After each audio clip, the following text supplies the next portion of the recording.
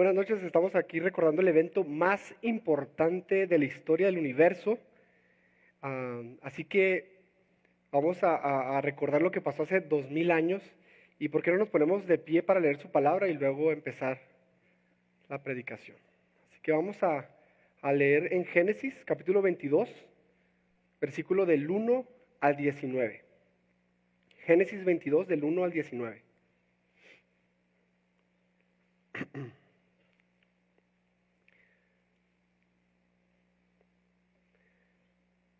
Génesis 22 del 1 al 19 dice: Aconteció que después de estas cosas Dios probó a Abraham y le dijo: Abraham.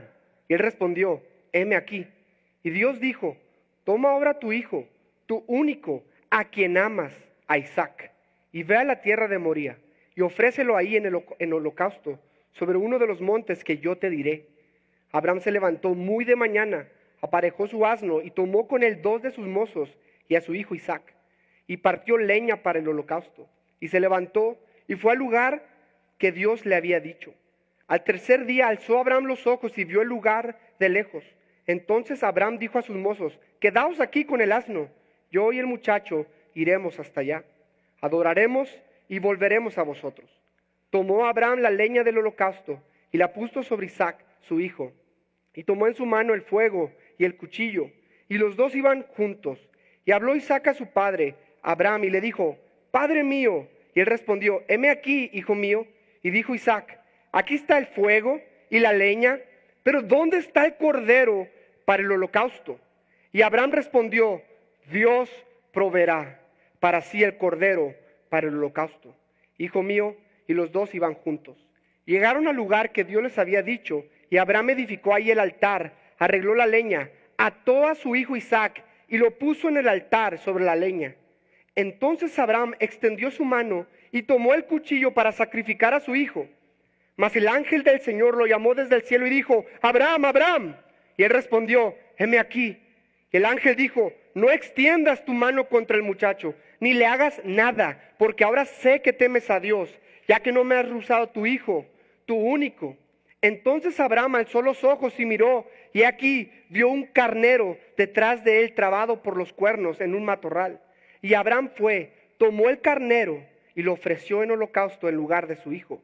Y llamó a Abraham a aquel lugar con el nombre del Señor proveerá. Como se dice hasta hoy: en el monte del Señor se proveerá.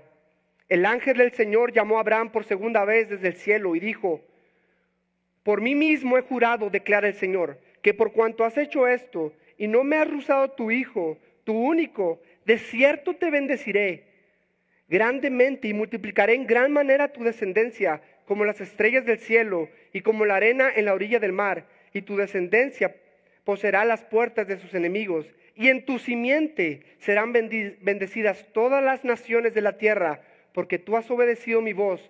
Entonces Abraham volvió a sus mozos y se levantaron y fueron juntos a Berseba, y habitó Abraham en Berseba. Padre, gracias por tu palabra, Señor. Y gracias por el privilegio, Señor, de poder nosotros como congregación, Señor, recordar con la Santa Cena, Señor, y en este día tan especial, Señor, que hace aproximadamente 2000 años, Señor, fuiste crucificado. Te damos la gloria y te damos gracias, Señor. Y te pido, Señor, que abra nuestros corazones para que podamos conocerte y podamos saber que tú eres el que provee. Tú eres Jehová, el proveedor. Gracias, en el nombre de Jesús. Amén. Si todos pueden tomar sus asientos. Había un niñito fue a la tiendita con su madre. El dueño de la tienda, un hombre amable, le pasó un gran frasco de dulces y lo invitó a que se sirviera un puñado. Extrañamente el chico se contuvo. Así que el dueño, pues ya vio que no estaba agarrando los dulces, así que el dueño de la tienda sacó un puñado para él. Cuando estaba fuera, la madre del niño preguntó por qué había sido tan tímido y de repente no quiso tomar un puñado de dulces cuando se lo ofrecieron. Y fíjate lo que respondió el niño, dice: porque su mano es mucho más grande que la mía. El niño prefirió no tomar los dulces con su mano porque las manos del dueño proveían mucho mejor que las de él porque eran más grandes y las de él eran muy pequeñas. De la misma manera, hermanos, Abraham vio la mano grande de Dios durante su vida, que cuando se le pidió sacrificar a su único hijo, él confió, porque la mano de Dios es grande para proveer y ver que se cumplan sus promesas.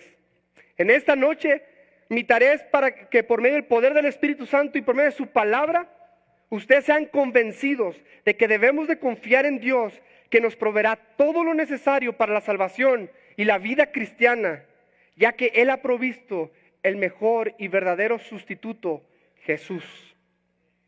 Estaremos viendo tres cosas. La primera, la importancia de esta historia. Número dos, la confianza de Abraham en el proveedor. Y por último, la provisión de Dios. Así que, ¿por qué estamos leyendo esta historia de hace 4,000 años, que pasó hace 4,000 años aproximadamente? ¿Y por qué la estamos leyendo hoy en Viernes Santo? ¿Por qué no aprovechar y hablar de un pasaje de Mateo, de Lucas, de Juan, hablando de Jesucristo? Pues, creo que este pasaje es muy importante, porque mire lo que dice el teólogo Edmund Clowney, que ya murió, pero mire lo que dice: sin la historia del sacrificio de Abraham, no podríamos entender en el Nuevo Testamento la profundidad del significado de la enseñanza sobre el amor de Dios al dar a su amado. En la oscuridad del Calvario, el Padre también pagó el precio del amor. Y cómo ese amoroso Padre es el proveedor en el cual podemos confiar. Esta historia es maravillosa y ha cautivado las mentes de tantas generaciones, pero trae un significado más profundo y podemos ver ahí un anticipo de lo que iba a pasar en la cruz del Calvario. Y se lo voy a poner así. Muchos de ustedes se han entregado su vida a Cristo a los 20, a los 30, a los 40 años y voltean atrás y ven tal vez cómo fue su infancia, su adolescencia o un momento del pasado y dicen: por eso me pasó eso. Porque Dios estaba orquestando las cosas para llevarme a Cristo.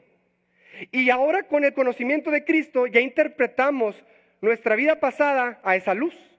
De la misma manera, el Antiguo Testamento lo debemos de interpretar a la luz de Jesucristo. Dijo Jesús en Lucas 24 que todo el Antiguo Testamento hablaba de la muerte y resurrección de Cristo, apuntaba a Jesús mismo. Sin duda alguna, este pasaje que acabamos de leer, que se escribió hace miles de años, habla de la verdad de lo que pasó hace 2,000 años, el Viernes Santo.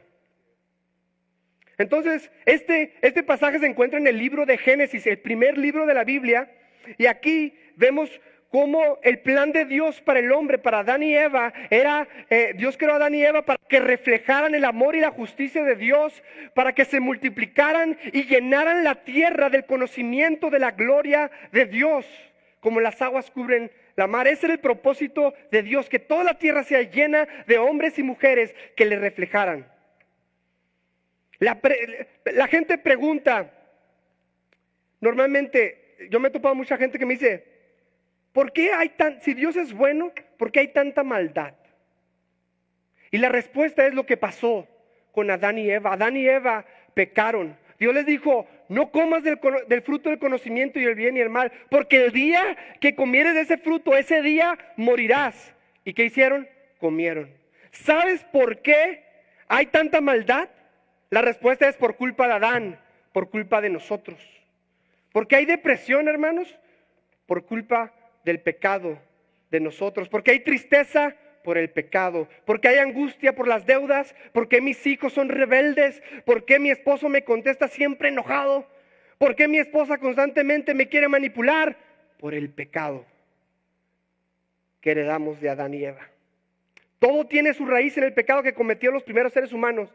Y la consecuencia más terrible fue la separación de Dios que experimentó el hombre desde entonces. La separación de Dios causó eso, muerte espiritual. Y desde entonces todos los hombres, todos los seres humanos que han existido, nacen muertos espiritualmente y nacen vivos físicamente, pero muertos espiritualmente. Y desgraciadamente cuando mueran físicamente, estarán muertos espiritualmente por toda la eternidad, separados de Dios en el infierno. Esas son las consecuencias de Adán y Eva, y eso lo vemos en Génesis, en el libro que estamos estudiando. Pero desde ese momento Dios, que es grande en misericordia, el Dios proveedor, proveyó una promesa y dijo a la serpiente: serpiente, un día de la mujer van a ser un hijo, y ese hijo te va a aplastar la cabeza y tú le vas a herir en el talón. Pero Dios estaba prometiendo que la raíz de la maldad, la serpiente y las consecuencias del pecado serían aplastadas. Glorioso Salvador, Dios tan bueno que a pesar de nuestros pecados, desde de los primeros capítulos de la Biblia, Dios ya nos estaba prometiendo la salvación. ¿A poco Dios no es glorioso, hermanos? Ahora me gustaría explicar el concepto de la expiación antes de ver la historia a profundidad. Cuando Adán y Eva pecaron, ¿se acuerdan que estaban desnudos y no les daba vergüenza? ¿Por qué no les daba vergüenza? Porque eran inocentes. Pero cuando pecaron, se les quitó toda inocencia y de repente se dieron cuenta que estaban desnudos y les dio vergüenza. Esa vergüenza que trae el pecado, ¿no? Seguramente la has experimentado cuando haces algo que no es correcto y no quieres que nadie lo sepa. Esa vergüenza es consecuencia del pecado que Adán y Eva experimentaron. Pero fíjate lo que Dios proveyó ahí. Dice la Biblia que ellos trataron de taparse con hojas de higo. ¿Pero qué pasa con las hojas de higo? Se secan y no tapan. Dios proveyó de pieles de animales y los vistió. Pero déjame decirte que en esos tiempos no había ni Walmart, ni Kohl's, ni nada por el estilo. Dios tuvo que sacrificar un animal, matarlo y cubrirlo. Y ahí empieza Dios a darnos luz de qué es la expiación. La expiación significa cubrir. Y Dios cubrió con esas pieles la vergüenza que había causado el pecado. Y vemos más cómo Dios, fíjate, cuando nace a Abel y Caín, dice la Biblia que a Dios le agradó la ofrenda de Abel. ¿Por qué? Porque era un cordero y lo presentó como una ofrenda y la sacrificó.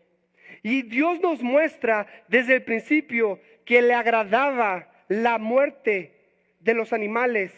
No porque Dios es un Dios cruel, sino porque Dios dijo: la paga del pecado es muerte.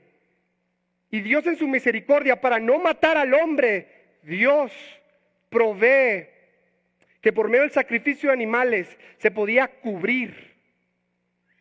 Pero en sí estos sacrificios no iban a cubrir totalmente, apuntaban al mejor sacrificio, que es Cristo. Y luego vemos a través de la historia cuando Noé, en el arca de Noé, el diluvio, que Dios destruye toda la tierra, Noé puso ciertos animales de ciertas especies extra, ¿no? Puso animales, no nomás la pareja, puso más. Y cuando llegó, mira lo que dice Génesis 8:20, dice: y edificó Noé un altar al Señor, y tomó de todo animal limpio y de toda ave limpia, y ofreció holocaustos en el altar, es decir, ofrendas quemadas. Y el Señor percibió el aroma agradable, y dijo el Señor para sí: nunca más volveré a maldecir la tierra por causa del hombre, porque la intención del corazón del hombre es mala desde su juventud. Nunca más volveré a destruir todo ser viviente como lo he hecho. Dios prometió no destruir la tierra con agua. Y vemos que fue este sacrificio, este olor agradable, que después de esto hizo eso. Porque el sacrificio, la expiación, no nomás es cubrir, también significa aplacar. Continuamos viendo este concepto de expiación. De hecho, de seguro muchos de ustedes en estas épocas ven la película de los 10 mandamientos, ¿no? O la historia de las 10 plagas. Y ven cómo cuando el pueblo de Israel estaba oprimido por los egipcios, que Dios mandó 10 plagas para liberarlos. Y la última plaga, ¿cuál era? Que Dios iba a herir al primogénito, al varón primogénito de cada familia. Y lo iba a herir. ¿Por qué? Porque el primogénito básicamente representa a toda la familia. Así como Adán pecó, que es el primogénito, todos fuimos constituidos pecadores.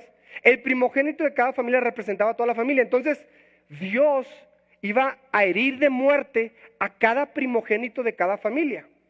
Iba a herir, y no era injusto. De hecho, todos nos merecemos morir desde que Adán pecó.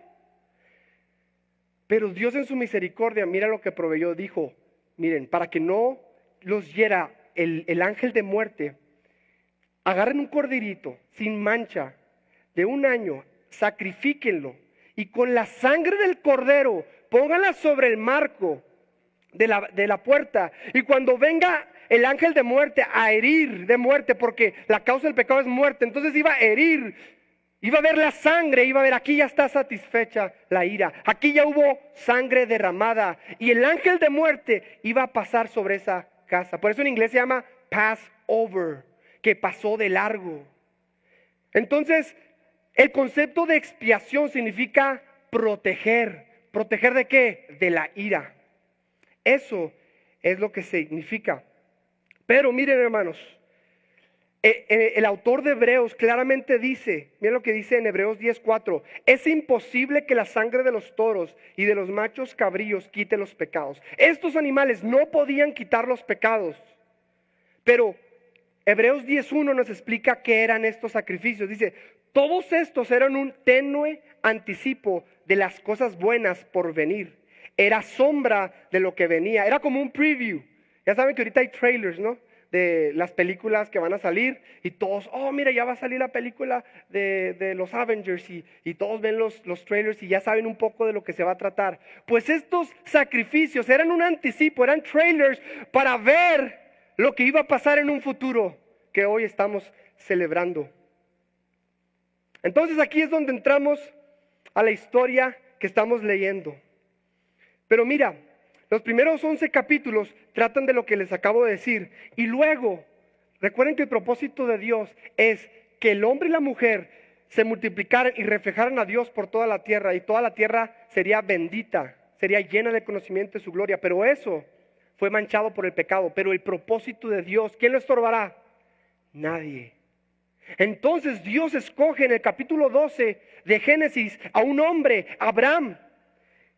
Y de este hombre, mira lo que le prometió Abraham en Génesis 12 del 1 al 3. Mira lo que dice: vete de tu tierra, de entre tus parientes y de la casa de tu padre, a la que yo te mostraré. Haré de ti una nación grande y te bendeciré y engrandeceré tu nombre y serás bendición. Bendeciré a los que te bendigan y al que te maldiga maldeciré, y en ti serán benditas todas las familias de la tierra. Dios prometió que por medio de Abraham y que de Abraham con Sara iba a tener un hijo, y que por medio de ese hijo Dios iba a hacer un pacto eterno. Pero miren, Dios le hizo esta promesa a Abraham a los 75 años. O sea, Abraham ya estaba grande y Sara también. Y el problema es de que Sara era estéril, no podía tener hijos. Y le dice, vas a tener un hijo y por medio de ese hijo le van a ser benditas todas las familias de la tierra. Pasan años y años y no pasa. Pasaron 25 años hasta que nace Isaac. Ahorita con Amazon Prime ya puedes tener todo, ordenas algo y ¿en cuándo te llega? En 2 días. Ya esta generación no sufre lo que antes sufrían de las semanas de espera. Pero esas semanas de espera causaban una anticipación muy bonita, ¿no? Ya va a llegar, ya va a llegar. Y si lo querías, ahora lo estás queriendo más. Y cuando llega, aunque sea una cosa bien chafa, la aprecias mucho porque la esperaste por 3, 4 meses, ¿no? Ahora imagínate. De hecho, los matrimonios aquí lo podrán haber experimentado en carne propia. Los que han batallado tener hijos y han esperado y esperado y esperado y de repente se embarazan por un milagro. ¿A poco no es algo especial? Todos los hijos son especiales, pero dices, ay, hay un amor especial. Abraham tenía 100 años. Imagínate lo que representaba Isaac para Abraham y Sara. Mucho. Y no nomás porque era su hijo, que eso ya era suficiente, sino que por medio de ese hijo, todas las naciones, toda la tierra sería bendita. Entonces Isaac para Abraham y Sara representaba todo. Qué amor tenían Abraham y Sara. Y Dios no ignoraba eso. Y en la historia, fíjate cómo empieza. Y le dice, porque le pudo haber dicho Dios a Abraham, toma a tu hijo y sacrifícalo. No. Mira lo que dice Dios. Toma ahora a tu hijo, tu único, a quien amas, a Isaac. Dios quería que Abraham supiera que él sabía lo que representaba Isaac para Abraham. Y dice, y ve a la tierra de Moría y ofrécelo ahí en el holocausto sobre uno de los montes que yo te diré. Dios estaba probando a Abraham a ver si le negaba su todo, su único hijo. Mira, Abraham ya había pasado por muchas pruebas. Primero, a los 75 años Dios le dice, sal de tu tierra. ¿Quién de aquí haría eso? Y sale sin saber a dónde iba, y vivió en carpas, y vivió en tiendas, y pasó tantas cosas, y Dios le promete un hijo, y pasa la prueba, y confía en eso, y Dios le da un hijo, y al parecer Abraham ya ha pasado sus peores días, las pruebas más grandes, pero no, viene la más grande de todas. Ve y sacrifica a tu hijo, tu único hijo. La mente natural, una persona común, pudiera haber pensado, ¿será mentiroso Dios? Me prometió que en Isaac tendría mi descendencia y por medio de él establecería un pacto eterno y ahora se está retractando. ¿Es Dios lunático? ¿Cambia de día a día? Un día me dice algo y otro día me dice otra cosa. ¿Puedo confiar en él? Pero Abraham no pensó así. Él conocía a Dios. De hecho, Dios lo llama su amigo. Lo conocía también, podía confiar en él. Y el autor de Hebreos, mira lo que dice en Hebreos 11. Dice el autor de Hebreos, dice, él consideró, o sea, Abraham, consideró que Dios era poderoso para levantar aún de entre los muertos, de donde también en sentido figurado le volvió a recibir. O sea, Abraham, cuando Dios le dijo, ve, sacrifica a tu hijo, él fue. Y en la mente de Abraham dijo, ok, Dios me está pidiendo que sacrifique a mi hijo, pero también me dijo que por medio de él va a ser mi descendencia. No sé cómo Dios le va a hacer, pero va a hacer algo. Tal vez lo tengo que matar y Dios lo va a resucitar. Nunca he visto a nadie resucitar, pero yo confío en Dios. Él creó todo, Él puede resucitar. Abraham conocía tan bien a Dios que no dudó por incredulidad. Estaba plenamente convencido de que era poderoso para hacer lo que había prometido. ¿Y tú, hermano? ¿Cómo razonas cuando estás pasando por pruebas? Dios me ha prometido guianza, gozo, paz y ahora mi familia se está desbaratando. Y Dios me pide que confíe en Él. Mira mi situación, Dios. Quiero servirle, pero parece que todo empeora. Apenas le sigo y ya se me vienen todos los problemas. ¿A quién no le ha pasado eso? Empieza a seguir a Cristo y hasta de repente se enferma de esto, le ataca, un ataque acá, un ataque allá. Y vienen las pruebas. Y dices, no, pues se me hace que esto es una mentira. No, mejor me retracto. Mejor me regreso a como estaba. Pero Dios no mintió, hermanos. De hecho, Jesús dijo, en el mundo vas a tener problemas. Pero confía, yo he vencido al mundo. Razona como Abraham. Aunque las circunstancias aparentemente todo va mal, me gozaré, confiaré, porque toda cosa obra para bien a los que le aman, a los que aman a Jesús, a los que conforme a su propósito son llamados. Cristiano, si tu fe no ha sido probada, lo será, te lo aseguro. Dios lo ha prometido. Confiemos en el que es poderoso, el que va a cumplir su promesa. Confiemos en el proveedor. Ahora, la pregunta sería que muchos se hacen, ¿por qué Dios mandó a sacrificar un varón, un hombre? ¿Acaso Dios es un sádico? Algunos piensan que esta historia aprueba los sacrificios humanos. Pero mira lo que dice el teólogo Edmund Clowney. Dice, debemos recordar que Dios no le pidió asesinar a su hijo, sino ofrecerlo como un sacrificio. La diferencia es importante. En el Antiguo Testamento es evidente que ante Dios las vidas de todos los hombres pecadores están legalmente perdidas por incumplimiento de las obligaciones. Dios puede exigir la muerte de cualquier pecador. La demanda que Dios hizo de Isaac estuvo de acuerdo con su demanda de todo primogénito del linaje de Abraham. Dios no le estaba ordenando a Abraham cometer un crimen, sino ejecutar un juicio que justamente adeudaba. Como sabemos, el propósito de Dios era proveer un sustituto para Isaac, un carnero enredado en un matorral, en el monte del sacrificio. El resultado del evento no proporcionó una justificación para los sacrificios humanos. Dios prohibió tales sacrificios, aceptando en cambio la ofrenda de animales. Dios no fue injusto al pedirle a Abraham que sacrificara a Isaac. De hecho, todos deberíamos de morir. Pero de hecho, Dios mostró que los sacrificios humanos, Él aceptó en cambio los sacrificios de animales en ese entonces. ¿Sí? Ahora, Dios le pidió a Abraham que lo sacrificara en un monte, en el monte Moría, y dice que estaba 3 días de camino. Y te preguntarás, ¿y por qué no le dijo, sacrifícalo ahí en el monte enseguida? ¿Por qué Dios le dice en el monte de Moría? ¿Por qué? Y esto, de veras que es muy significativo, es muy importante, es muy interesante. Porque fue en el monte de Moría donde Dios le dijo a David, aquí quiero que construyas mi templo, cientos de años después. Fue en esa zona donde se construyó. Ahí todavía cuando Abraham fue, no había nada. Pero en cientos de años después, ahí sería Jerusalén, la ciudad de Dios. Y a poco distancia de ahí, del monte, iba a ser donde Cristo iba a ser crucificado. Eso es sorprendente. Dios, 2000 años antes, estaba apuntando dónde iba a ser el lugar del sacrificio de su Hijo. No hay coincidencias con Dios. Al tercer día les dijo a sus mozos que se quedaran ahí. Ya estaban a punto de llegar al monte. Ahora el resto del camino solo estarían el padre y el hijo solos, juntos. El padre llevaba el fuego,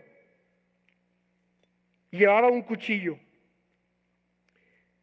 Y esto me lleva a pensar, Dios nos estaba dando un anticipo cómo Isaac cargaría la leña para ser sacrificado. Dice la Biblia que él puso la leña sobre la espalda de Isaac. Y mira lo que dice en Juan 19:17.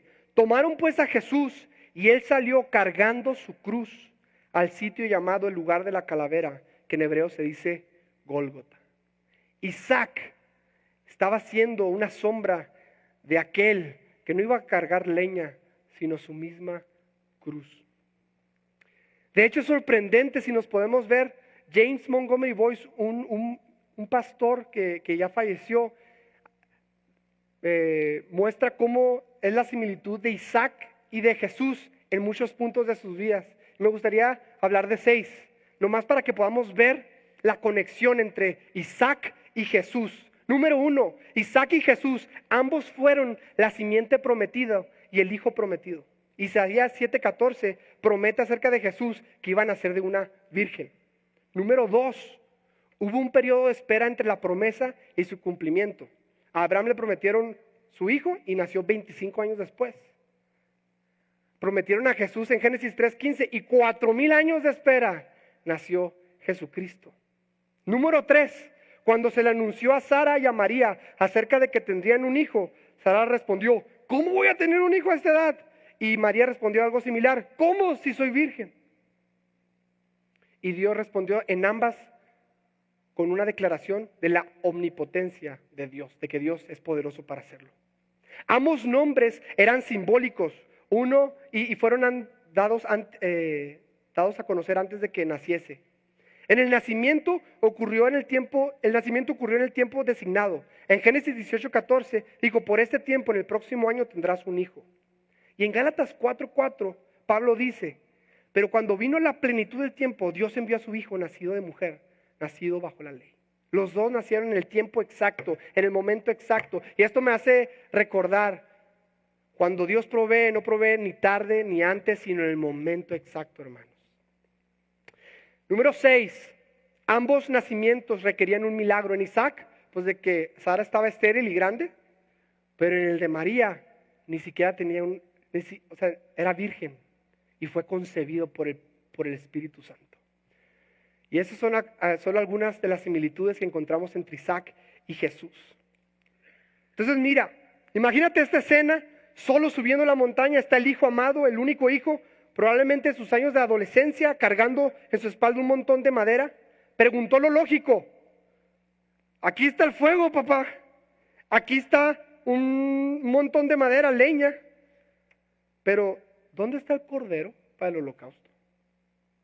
Papá, me imagino que en su mente, ¿no? Si lo pudiéramos traducir. Papá, venimos desde nuestra tierra caminando 3 días y se te olvidó traerte por lo que venimos. Se te olvidó traer el cordero para el sacrificio.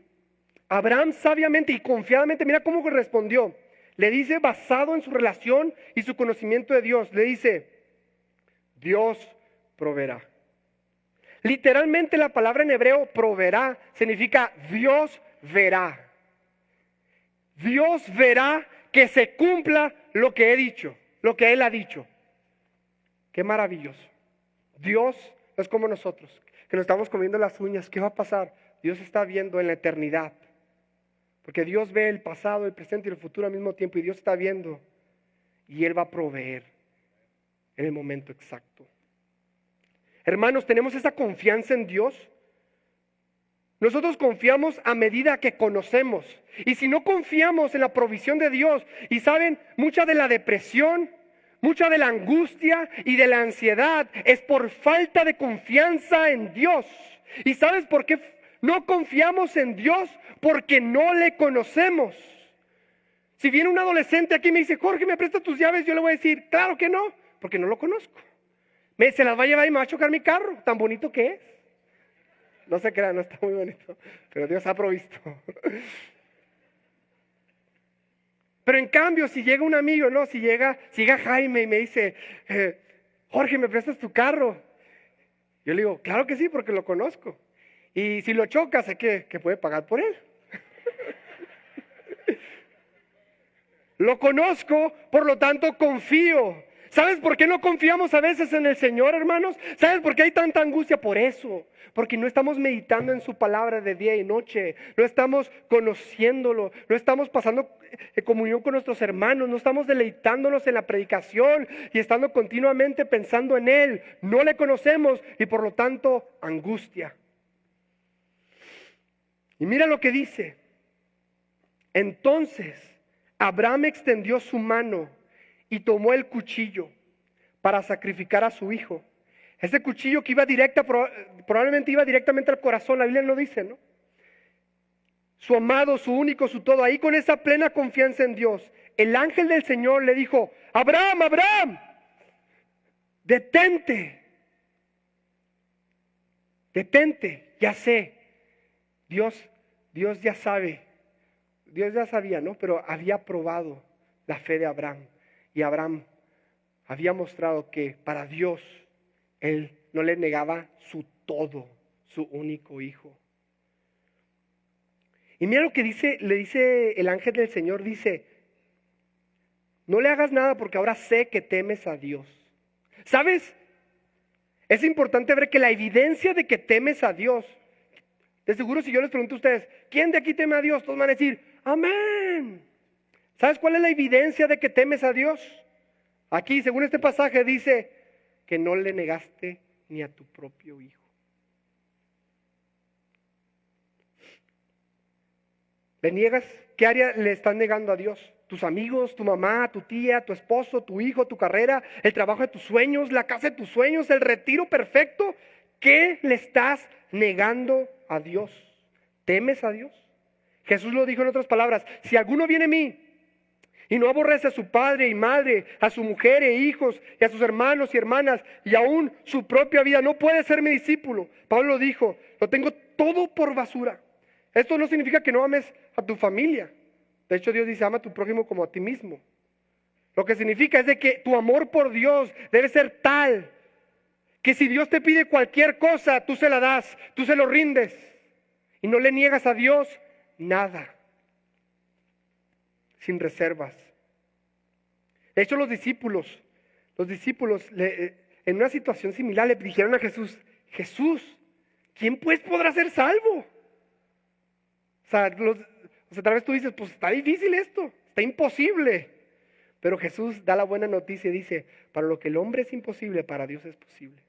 En tus fuerzas, hermano, no puedes rendir nada. Pero ahí es donde le decimos, Dios, ayúdame a entregarte todo. Y Él te da su gracia para poder entregarle todo. Entonces alzó los ojos y miró, y aquí un carnero, y lo ofreció en holocausto en lugar de su hijo. En vez de que el hijo sea sacrificado, el hijo y el carnero fue provisto.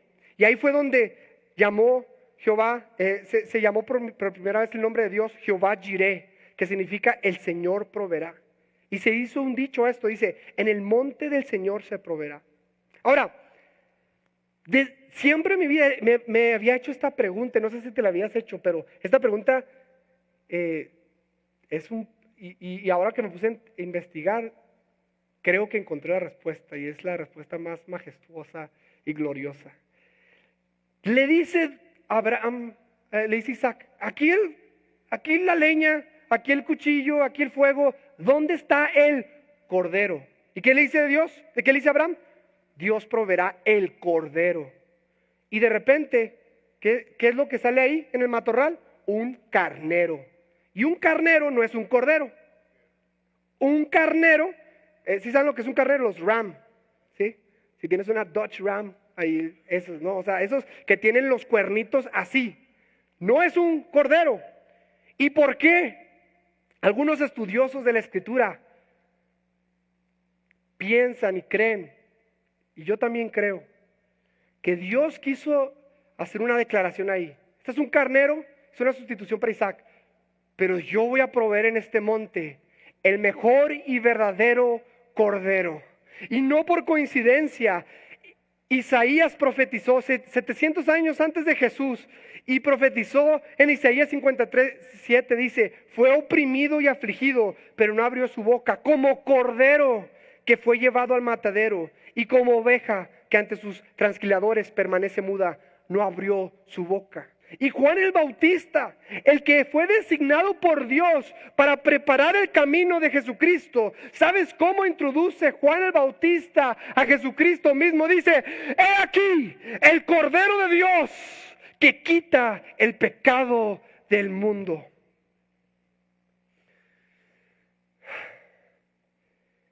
Pues, mira lo que dice, esta historia nos habla de la fe de Abraham, porque la fe de Abraham no apunta a Abraham, sino nos señala a Dios que ve, al Dios que provee, al que proveyó el perfecto sacrificio.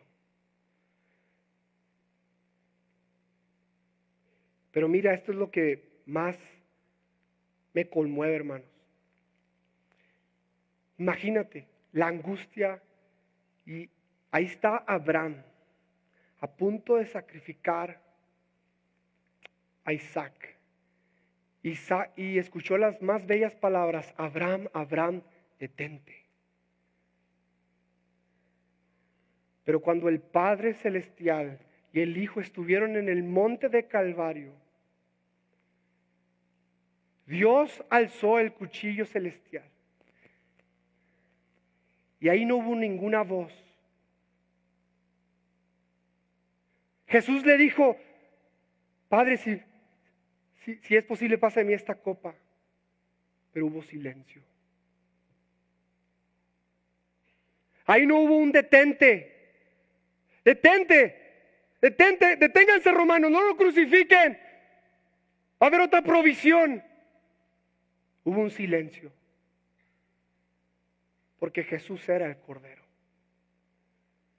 Y Jesús sí tenía que morir. Y Dios, mira lo que dice la descripción de lo que Dios hizo en Isaías 53. Ciertamente Jesús, Él llevó nuestras enfermedades y cargó nuestros dolores. Con todo nosotros le tuvimos por azotado, por herido de Dios y afligido. Mas Él herido fue por nuestras transgresiones, molido por nuestras iniquidades. El castigo por nuestra paz cayó sobre Él, y por sus heridas hemos sido sanados. Todos nosotros nos descarriamos como ovejas, nos apartamos cada cual por su camino, pero el Señor hizo que cayera sobre Él la iniquidad de todos nosotros. Pero quiso el Señor quebrantarle sometiéndole a padecimiento. Cuando Él se entrega a sí mismo como ofrenda de expiación, verá su descendencia. En ese momento la perfecta y eterna comunión con Dios fue interrumpida y Jesús gritó: Dios mío, ¿por qué me has desamparado? Hay algunos que falsamente creen que Dios se volteó porque los romanos estaban maltratando a su hijo. No, Dios se volteó porque el que nunca había mentido ahora estaba cargando todo nuestro pecado, y Dios es santo y no puede tolerar el pecado, y derramó toda la justa ira que nosotros merecíamos. Jesús la recibió. Y esta historia que estamos leyendo nos lleva a ver la profundidad del amor de Cristo. Pero no solamente el de Cristo, sino del Padre. En Romanos 5:8 no dice: mas Cristo muestra su amor para con nosotros, aunque Cristo lo mostró en la cruz. Pero fíjate lo que dice: mas Dios muestra su amor para con nosotros, en que siendo un pecadores, Cristo murió por nosotros.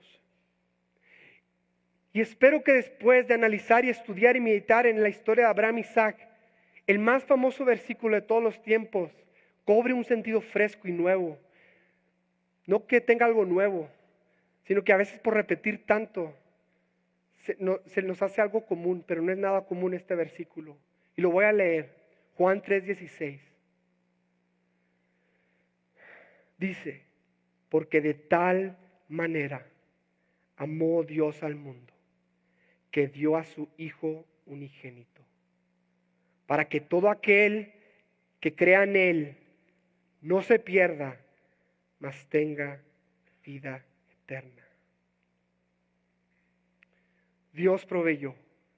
Y lo glorioso es que después de esa provisión, Dios le da una promesa a Abraham y le dice: Abraham, en tu simiente serán bendecidas todas las familias de la tierra. Y cuando Pablo está interpretando este pasaje, no está hablando del simiente de Israel, está hablando de un simiente, dice Pablo en Gálatas 3:16, el cual es Cristo. De hecho, no sé si han leído que Jesús le dice a los fariseos: Abraham vio mi día y se gozó. Y muchos creen que fue en ese momento que vio el día del Señor.